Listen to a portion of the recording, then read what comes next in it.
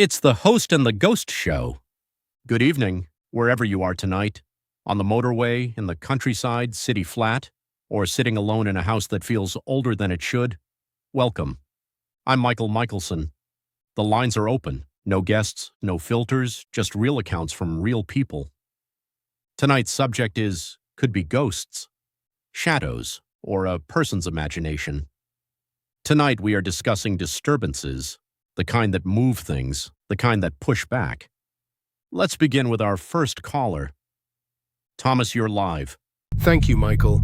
We live in an old Victorian house, built in 1874. It's red brick and 4 floors if you count the attic. It leans slightly forward, as though it's listening. My wife and I bought it last April. For 6 weeks, nothing unusual happened. Then the knocking began. 3 knocks. It's always 3. Inside the walls. Not pipes, not expansion. I tested it. I knocked once on the plaster. It knocked once back. I knocked twice. 2 in response. When I knocked 3 times, there was a pause. And then 4. Michael, it was correcting me, toying with us. Correcting you? Like it was a conscious entity? Yes, as though 3 wasn't sufficient. Things escalated after that. Chairs began turning overnight.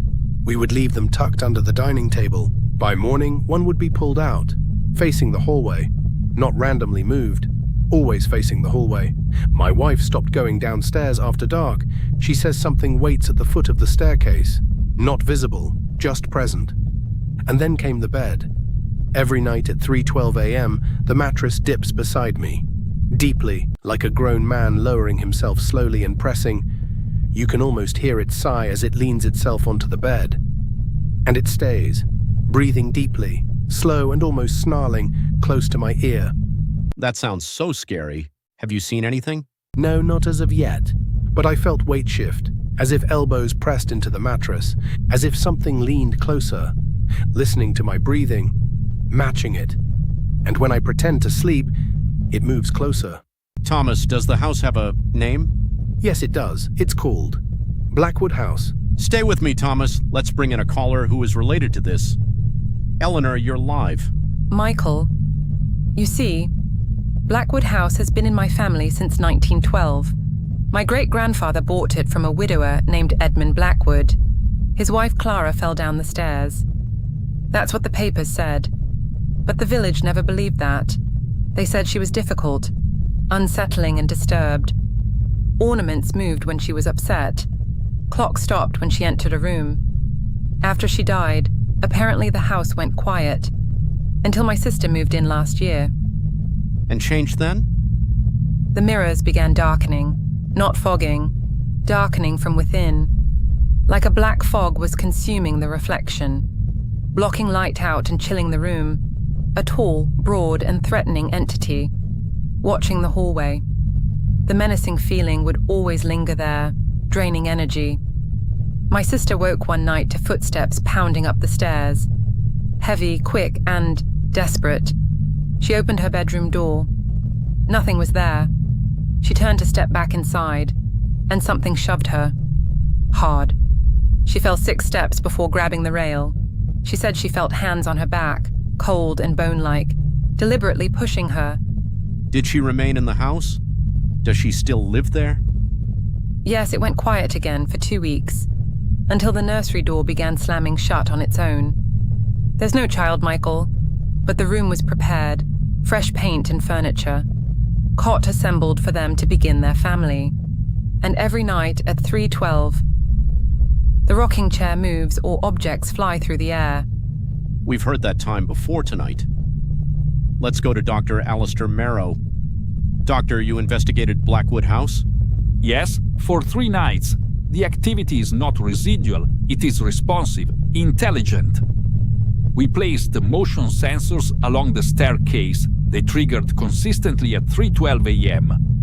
Something ascends, stops halfway, then retreats. Temperature drops sharply at the landing. We captured audio the second night. A female voice, clear, repeating a single word. Edmund.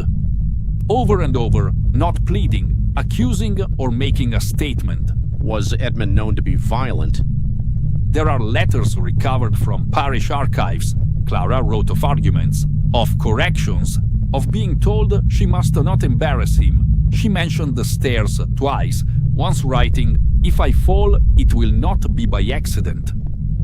Doctor, do you believe Clara is responsible for the disturbances? No, I believe she is reliving something, and something else is trying to finish it. We have one more call. Unlisted, a random caller. You're live. Good evening, Michael. Who am I speaking with? Clara Blackwood. Clara, records show. I know what records show. They always sided with him. Are you in the house now? I never left. I can't leave. Thomas is listening. Eleanor is listening. What would you say to them? Do not sleep in the room at the top of the stairs. Why? Because falling feels different when someone helps. Are you helping now?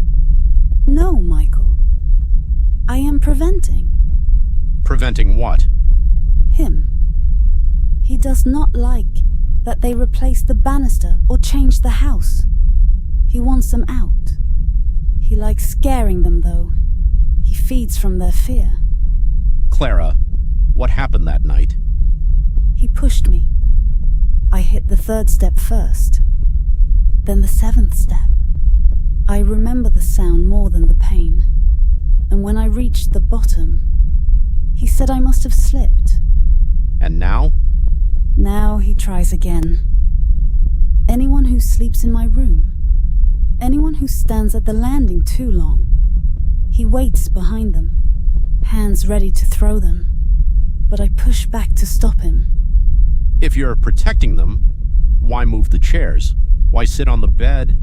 Because if they sleep too deeply, they do not wake up when he climbs onto them. Clara, what time is it there? 12 minutes past. 3. Thomas, if you are still listening, leave the master bedroom tonight. Sleep downstairs. Eleanor, tell your sister not to stand on the landing alone. Doctor, review your recordings.